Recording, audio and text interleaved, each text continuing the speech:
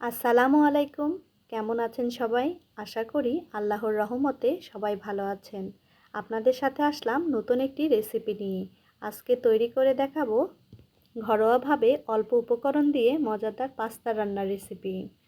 Pasta রান্না করতে আমার কী উপকরণ লাগছে চলেন দেখে নেই। পাস্তা রান্না করতে আমার লাগছে পাস্তা, সস, সয়াবিন তেল, সয়া সস, 2টি ডিম, গাজর, কাঁচামরিচ, পেঁয়াজ, টমেটো। আমি উপকরণগুলো আমার পছন্দ মতো কেটে নিয়েছি। আপনারা আপনাদের পছন্দ মতো উপকরণগুলো কেটে নিতে পারেন। আমি পাস্তার জন্য 3 ডাইসের পাস্তাগুলো নিয়েছি। আপনারা আপনাদের পছন্দ মতো 1 ডাইস, 2 ডাইস বা 3 ডাইসের পাস্তা নিতে পারেন। চুলায় পাতিল বসিয়ে দিয়ে পরিমিত পানি দিয়ে আর লবণ দিয়ে আমি পানি গরম হয়ে আসলে পাস্তাগুলো পানিতে ঢেলে দিলাম। কিছুক্ষণ পর গাজরগুলো সিদ্ধর জন্য পাতিলে দিতে হবে। এইদিকে ডিম ভালো করে ফেটে নিতে হবে সামান্য লবণ দিয়ে। সিদ্ধ করা পাস্তাগুলো ঠান্ডা পানি দিয়ে ঝরঝরা করে নিতে হবে।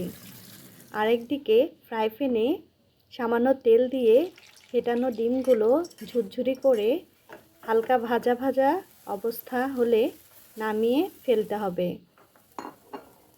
তারপর আবার ওই ফ্রাই প্যানে সামান্য তেল দিয়ে কেটে রাখা পেঁয়াজগুলো, কাঁচামরিচ হালকা ভেজে নিয়ে ওর মধ্যে টমেটোগুলো দিতে হবে। 3টি উপকরণে ভালোভাবে ভেজে দিতে হবে, ভাজাটা যেন কড়া না হয়ে যায়। এর মধ্যে সস, সয়া সস দিয়ে ভালোভাবে নাড়াচাড়া করে পাস্তাগুলো ঢেলে দিতে হবে।